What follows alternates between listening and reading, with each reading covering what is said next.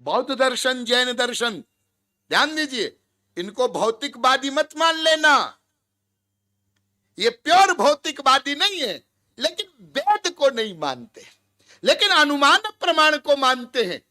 इसलिए जैन दर्शन और बौद्ध दर्शन ये दोनों निवृत्ति सुख को जीव का लक्ष्य मानते हैं। मुक्ति हो जाए, निवृत्ति सुख।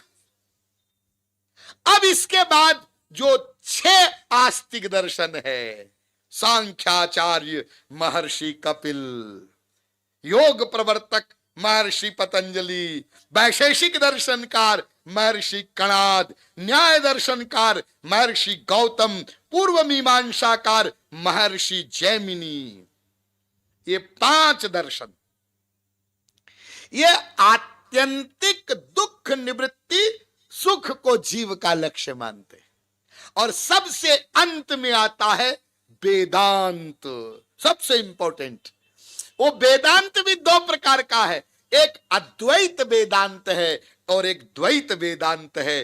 तो अद्वैत वेदांती आदि जगत गुरु शंकराचार्य जी महाराज आदि वो मोक्ष सुख को जीव का लक्ष्य मानते हैं, और द्वैत को मानने वाले द्वैत वेदांती रामानुजाचार्य, माधवाचार्य, निम्बारकाचार्य, वल्लभाचार्य, गौरांग महाप्रभु ये दिव्यानंद प्राप्ति को जीव का लक्ष्य मानते हैं। तो सारे विश्व के जितने भी ग्रंथ हैं, जितने भी शास्त्र हैं, जितने भी वाद विवाद हैं, उनका अध्ययन करने के बाद, लाखों वर्ष अध्ययन करने के बाद आप यहां पर पहुंचेंगे कि जीव के 2 लक्ष्य हो सकते हैं। एक तो ये कि हमको सुख मिल जाए, आनंद मिले, और एक ये कि हमारे दुख चले जाएं, दुख निवृत्ति, आनंद प्राप्ति। वेद भी यही कहता है, सुखम में भूयात दुखम में मा भूत। हमें सुख मिले, हमें दुख ना मिले। तो दुख निवृत्ति और आनंद प्राप्ति, ये 2 एम। तो स्वामी जी दोनों एक ही है, आनंद प्राप्ति और दुख निवृत्ति? हाँ, ना ना ना ना, ये दोनों एक नहीं है, अंतर है। क्या? आनंद प्राप्ति से दुख निवृत्ति अवश्य हो जाएगी, लेकिन दुख निवृत्ति से आनंद प्राप्ति नहीं होगी। जैसे हम लोगों की दुख निवृत्ति तो रोज होती है, डेली। कब? जब हम गहरी नींद में सोते हैं, वो टेम्परेरी दुख निवृत्ति है। लेकिन जब गहरी नींद में हम सोते हैं, जब सपना भी नहीं देखते, और उस गहरी नींद से जब हम उठते हैं तो क्या बोलते हैं? आज मैं ऐसा सोया। कैसे सोए? सुख महमस्वाप्सम, बड़े सुख से सोया, बड़े सुख से सोए। तो जरा बताओ तो, तुमको गहरी नींद में क्या क्या सुख मिला, वर्णन करो। न किंचिदहम अवेदिशम, ऐसा सोया, कुछ पता ही नहीं चला, कुछ पता ही नहीं चला। माने कोई दुख नहीं मिला, वो दुख निवृत्ति की अवस्था है, लेकिन आनंद नहीं मिला। देखिए, एक मां है, उसका बेटा सीरियस बीमार है,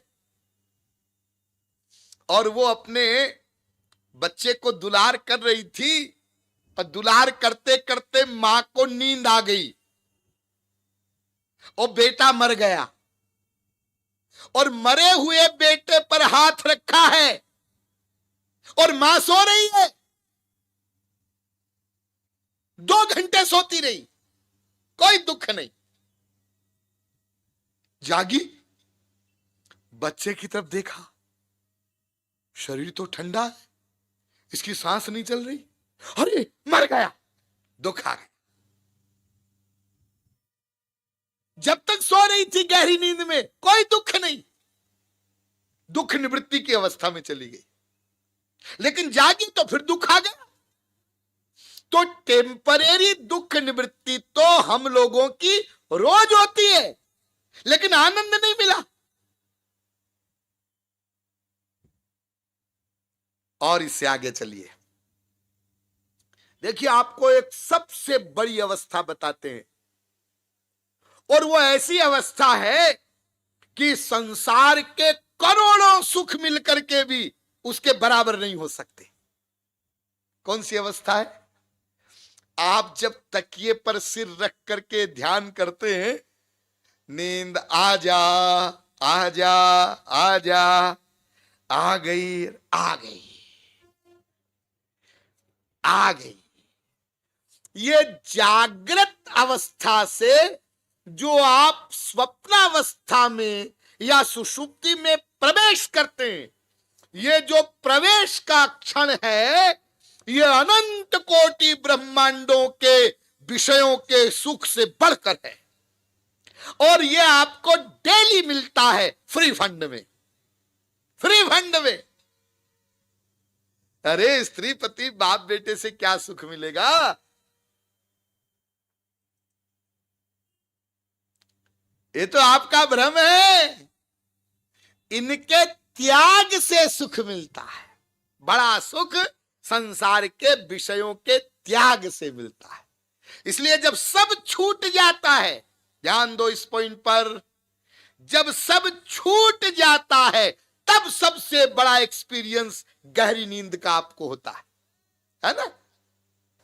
चार्वाक से लेकर के द्वैत वेदांत तक, और हम अंत में यहां पर पहुंच गए कि संपूर्ण विश्व के संपूर्ण दर्शन शास्त्रों के अध्ययन के पश्चात हम इस निष्कर्ष पर पहुंचेंगे कि जीव के दो लक्ष्य हो सकते हैं, एक दुख निवृत्ति, एक आनंद प्राप्ति।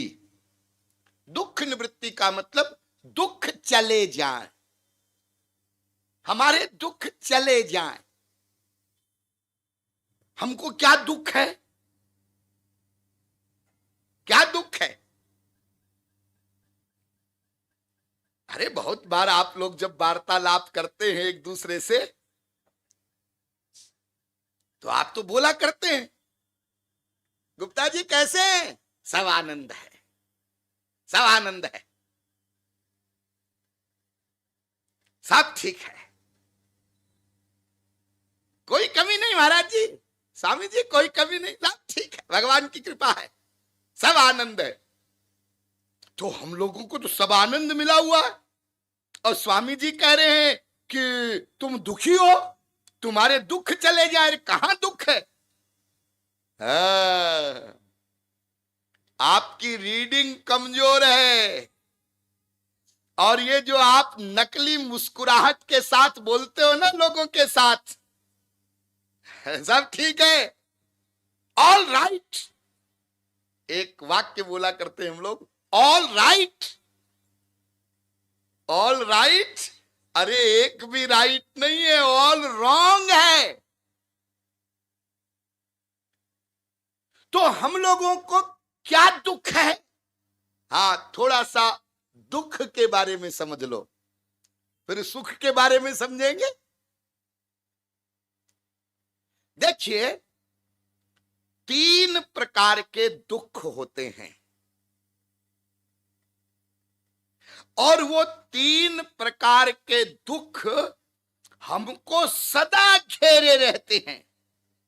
एक एक शब्द पर ध्यान देना, सदा जकड़े रहते हैं, और बदल बदल करके अपना प्रहार करते रहते हैं। कौन कौन से? नंबर 1, आध्यात्मिक दुख।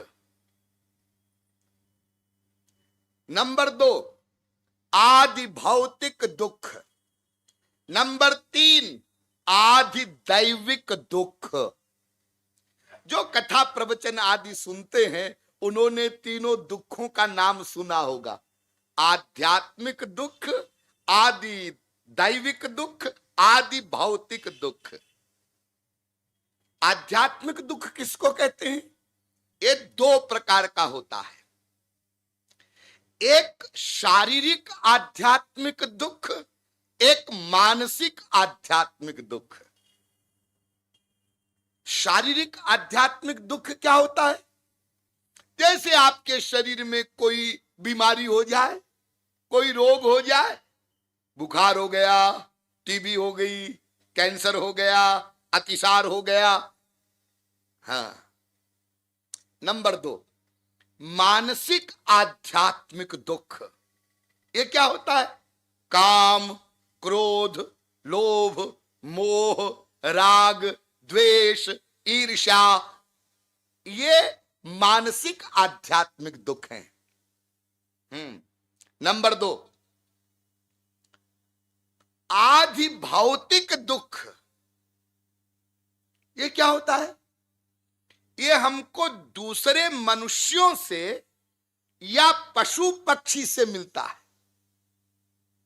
दूसरा कोई व्यक्ति हमको कष्ट देता है, गाली दे रहा है, निंदा कर रहा है, झापड़ लगा दिया, पिटाई कर दिया, या पशु पक्षी से कष्ट मिले। हम जा रहे थे रात को, गली में कुत्ते ने काट लिया,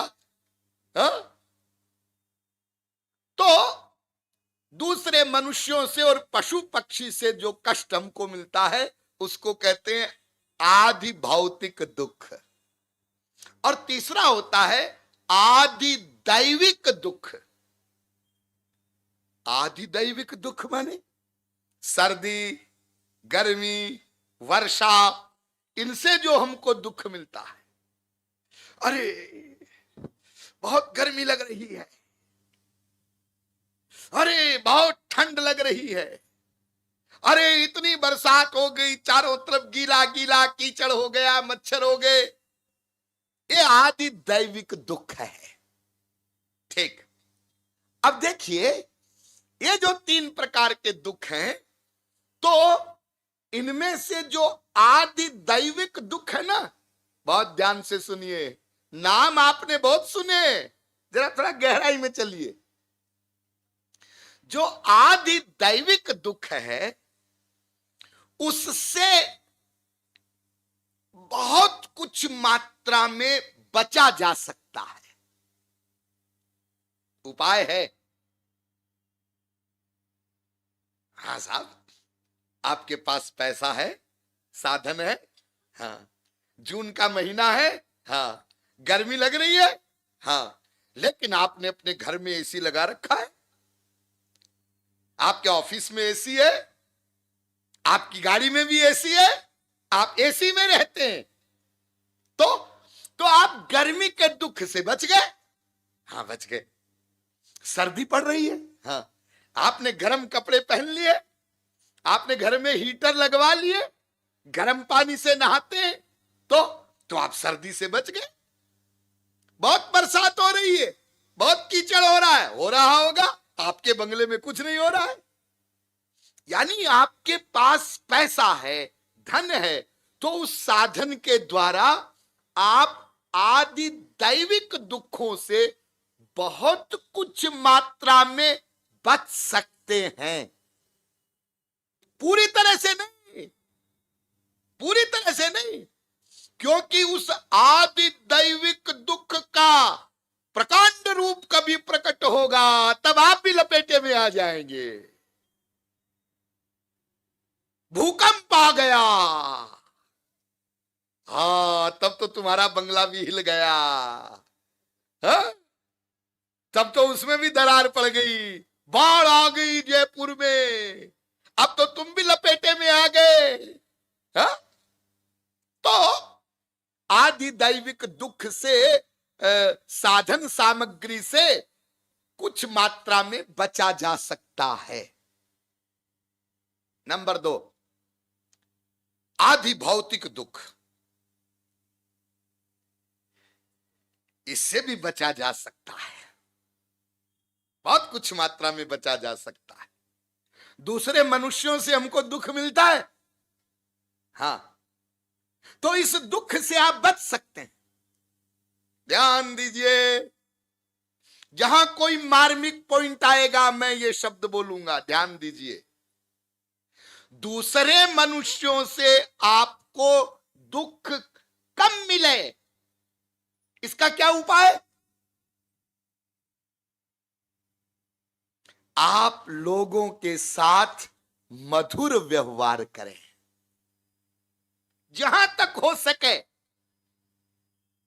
अड़ोसी पड़ोसी रिश्तेदारों के साथ ही नहीं,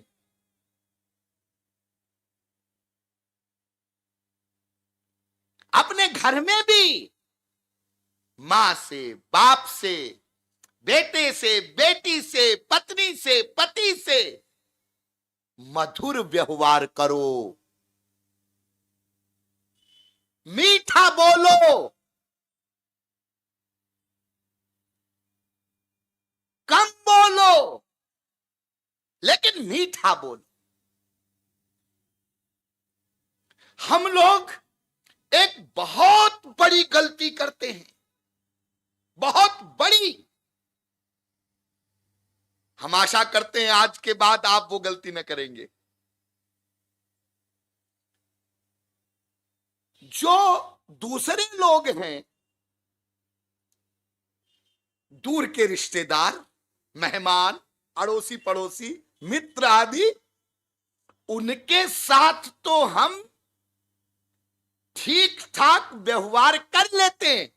आइए आइए आइए शर्मा जी, आपने बड़ा कष्ट किया, आप क्या खाएंगे, नाश्ता करेंगे, चाय पिएंगे, बैठिए, हम आपकी क्या सेवा करें, हमसे कोई त्रुटि तो नहीं हो गई, गलती तो नहीं हो गई, आप आजकल आते नहीं, नाराज रहते हैं क्या? अच्छा व्यवहार कर रहे हैं, हाँ?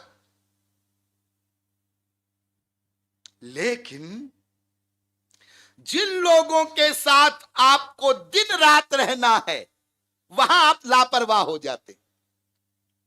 स्त्री पति, बाप बेटा, भाई बहन, इनके साथ आप मधुर व्यवहार नहीं करते और उन्हीं के साथ आपको रहना है, वहां पर आप कठोर बोलते, तो फिर घर में ही दुश्मनी पैदा हो जाती है और घर के लोग आपको दुख देना शुरू कर देते हैं और आप दुखी हो जाते हैं।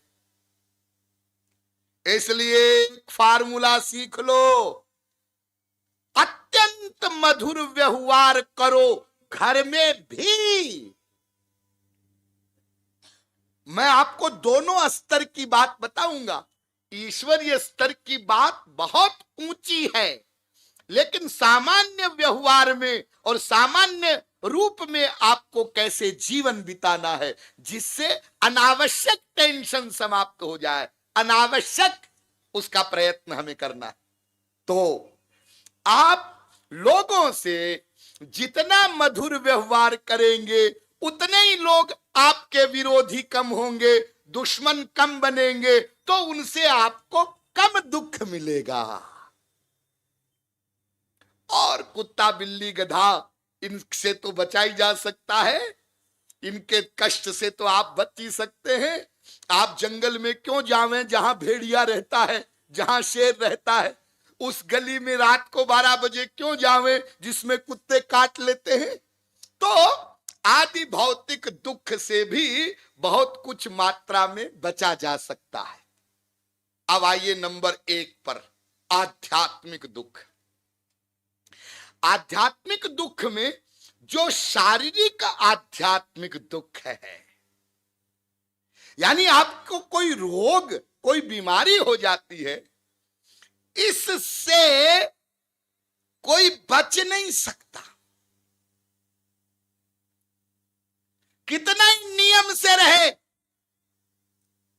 ठीक ठीक खाता है, ठीक ठीक सोता है, ठीक ठीक उठता है, फिर भी कोई न कोई रोग, कोई न कोई बीमारी इस शरीर में जरूर लग ही जाती है। हाँ? ये रोग होते हैं ना, व्याधि, हाँ, ये 2 प्रकार की होती है। एक तो वर्तमान जन्म में हम कोई गलती करते हैं, उसके कारण हमको व्याधि होती है। जैसे हम नेचर के नियम को नहीं मानते, उसके विरुद्ध कार्य करते हैं, जैसे चाहे खाते पीते सोते उठते, तो फिर ध्यान दीजिए, यदि आप नेचर के, प्रकृति के नियमों को नहीं मानेंगे तो प्रकृति आपको दंड देगी। चाहे महापुरुष ही क्यों न हो, महापुरुष का शरीर है और वो भी यदि प्रकृति के नियम के विरुद्ध काम करेगा तो प्रकृति दंड उसको भी दे देगी, वो अपना काम करेगी। तो वर्तमान जन्म में हम यदि कोई नियम विरुद्ध कार्य करते हैं, प्रकृति के विरुद्ध चलते हैं, तो प्रकृति दंड देगी, और कोई पाप कर्म करते हैं तो उसके कारण भी दंड मिलेगा। और कुछ व्याधि ऐसी होती है कि जो इस जन्म की गलती के कारण नहीं होती, पूर्व जन्मों के हमारे कोई पाप इस प्रकार के उदित होते हैं जिसके कारण व्याधि होती है। तो जो कर्मजन्य व्याधि होती है उसका इलाज नहीं होता, इलाज नहीं होता। इसलिए आपने देखा होगा कई बार किसी व्यक्ति को कोई बीमारी है, अब बड़े बड़े डॉक्टर और अनेक प्रकार के टेस्ट करवाते हैं, वो कहते हैं भाई सब टेस्ट ओके है, लेकिन पता नहीं तुमको है क्या, समझ में नहीं आता उनके, शायद ये बीमारी है, शायद ये बीमारी है, वो दवा देते हैं लेकिन इलाज नहीं होता। प्रारब्ध जन्य व्याधि का इलाज नहीं होता है, शरीर जन्य बीमारी जो है उसका इलाज होता है। और एक बीमारी होती है, वो क्या, न आपने प्रकृति के नियम को तोड़ा है, न आपके कर्म खराब है, आपकी कोई गलती नहीं है, फिर भी आपको रोग होता है, बीमारी होती है। किस कारण से? एटमॉस्फेयर के कारण से, वातावरण के कारण से। इसमें तो आपकी कोई गलती नहीं, लेकिन यदि वातावरण खराब है उसके कारण भी आपको बीमारी हो सकती है।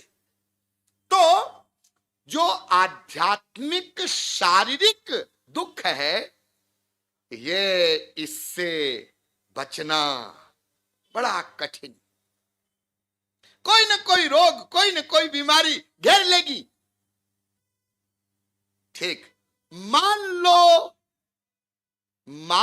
लो इससे भी कोई बच जाए, जबकि असंभव है, लेकिन जो आध्यात्मिक मानसिक रोग है, मानसिक दुख है, उससे कोई नहीं बच सकता। आध्यात्मिक मानसिक दुख कौन से? काम, क्रोध, लोभ, मोह, राग, द्वेष, ईर्ष्या, इन दुखों से कोई नहीं बच सकता भगवत प्राप्ति के पहले। तो हम लोगों को ये 3 प्रकार के दुख घेरे रहते हैं और बदल बदल के ये हम पर अटैक करते रहते हैं। कभी काम सताता है, कभी क्रोध सताता है, कभी ईर्ष्या सताती है, कभी शारीरिक दुख सताते हैं, कभी दूसरे लोग सताते हैं, कभी मौसम सताता है। तो हम इन दुखों से घिरे हुए रहते हैं।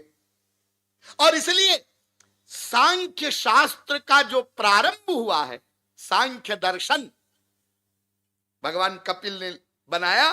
आप कभी सांख्य दर्शन को देखें, कभी देखिएगा, कम से कम दर्शन तो करिएगा। हा? तो भगवान कपिल ने प्रारंभ में ही कहा, त्रिविध दुखात्यंत निवृत्तिरत्यंत पुरुषार्थ।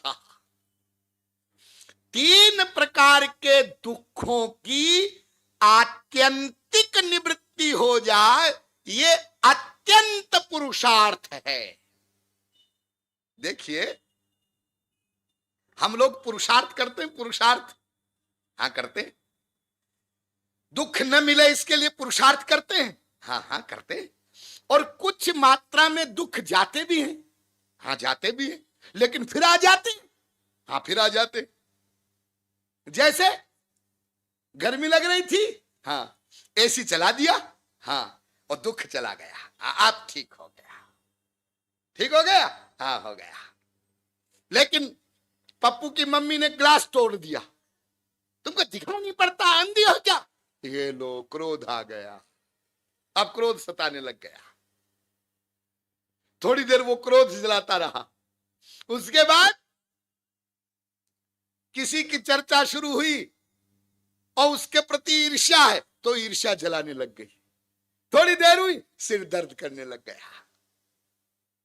इतने में एसी चल रहा था, लाइट चली गई, लो, फिर वो दुख आ गया, फिर गर्मी लगने लग गई। तो ऐसे बदल बदल के ये दुख हमें सताते रहते हैं। हम पुरुषार्थ करते हैं और इन दुखों को दूर करने का प्रयत्न करते हैं। कुछ समय के लिए ये दुख दूर होते हैं, लेकिन पूरी तरह नहीं जाते। तो सांख्य दर्शन कहता है, ऐसा पुरुषार्थ करो, अत्यंत पुरुषार्थ, ऐसा पुरुषार्थ करो जिससे ये तीनों दुख सदा के लिए चले जाएं। उस पुरुषार्थ का नाम अत्यंत पुरुषार्थ है, वास्तविक पुरुषार्थ है। टेम्परेरी दुखों को मत भगाओ, सदा के लिए दुख चले जाएं, इसका उपाय करो। ये दुख कैसे जाएंगी? तो न्याय दर्शन बोला, 16 तत्वों का ज्ञान प्राप्त करो। 16 तत्व होते हैं, प्रमाण, प्रमेय, संशय, प्रयोजन, दृष्टांत, सिद्धांता, वयव, तर्क, निर्णय, बाद, जल्प, वितंडा, हेत्वाभास, छल, जाति, निग्रह, स्थानानाम, तत्वज्ञानान, निष्देय, साधिगमः। मैं संक्षेप में बोलूंगा, घबराइए मत आप लोग। न्याय दर्शन को आप पढ़ेंगे तो ये पाएंगे, वो कहता है 16 तत्वों का किसी को ज्ञान हो जाए तो ये दुख चले जाएंगे। वैशेषिक दर्शन कहता है 16 तत्वों के ज्ञान की जरूरत नहीं है, 6 तत्वों का ज्ञान हो जाए। 6 तत्व, द्रव्य, गुण, कर्म, सामान्य, विशेष, समवाया, भाव पदार्थानाम, साधर्म्य, वैधर्म्याभ्याम, तत्वज्ञाना, निश्रेयसम। बस इनका ज्ञान प्राप्त कर लो। सांख्य दर्शन कहता, अरे 16 6 नहीं, 25 तत्व हैं, 25 तत्व।